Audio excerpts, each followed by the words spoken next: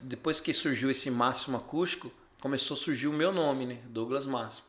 Que é o meu nome de registro, é Douglas Máximo Legal. dos Santos.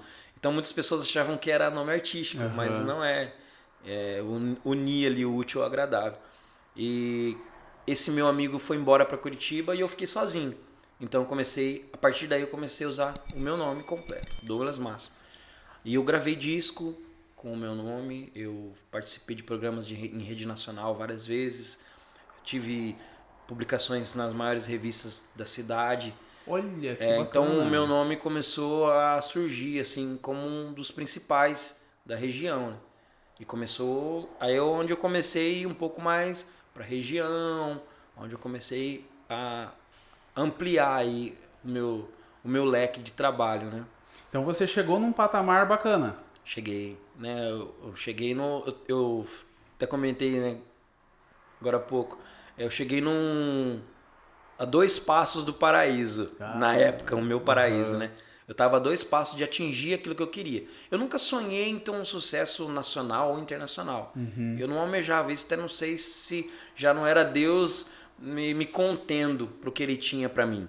Mas eu nunca almejei isso, pá, achei ser um cantor nacionalmente famoso. Mas eu tinha o desejo de ser muito bem sucedido nisso. Entendi. E eu falo que eu já era. Porque já era reconhecido, meu trabalho já é reconhecido na cidade, começou a ser reconhecido na região e em alguns outros estados. Eu já era bem remunerado por isso. Então eu já cria que eu era bem sucedido. O que seria esse bem remunerado? Para a época, né, há quase 10 anos atrás, uma média salarial aí de 5, 6 mil reais mensais, né? Seria o que, uns 15 hoje? Hoje seria uns 15 mil, por aí. Então, para mim, aquilo já estava legal, né? Que seria... Quem não gostaria de ter um salário de 15 mil reais fazendo aquilo que ama fazer? Então, para mim, eu já era bem sucedido. Mas eu tinha ainda aquele desejo de ser um pouquinho maior para poder conquistar um pouco mais de coisas daí materiais, né?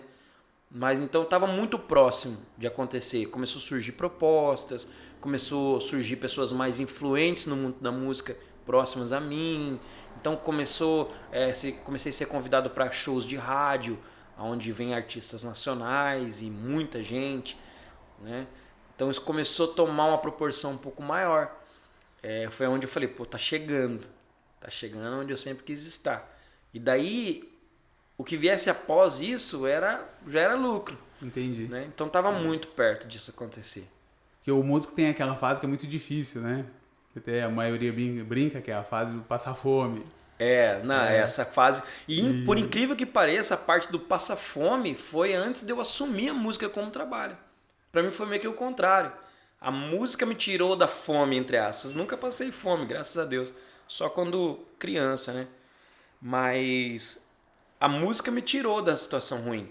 Porque eu estava numa situação onde eu não tinha dinheiro para pagar as contas de casa, e quando eu assumi a música como trabalho, e é talvez isso que tenha sido o diferencial, né? Eu sabia que a música poderia me tirar daquela situação ruim, que eu levei tão a sério o meu trabalho.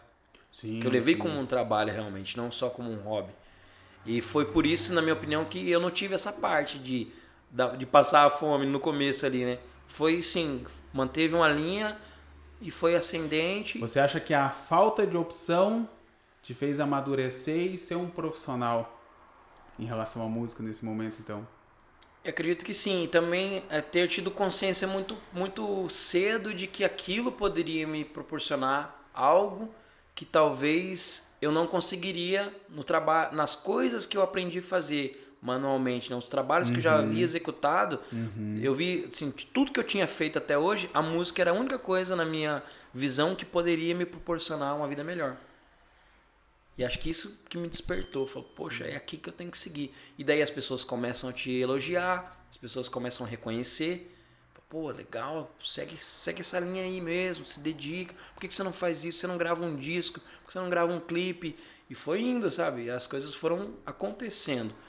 Então isso eu julgo que foi o principal. E a minha esposa, o dia que ela perguntou, nós não vamos passar fome?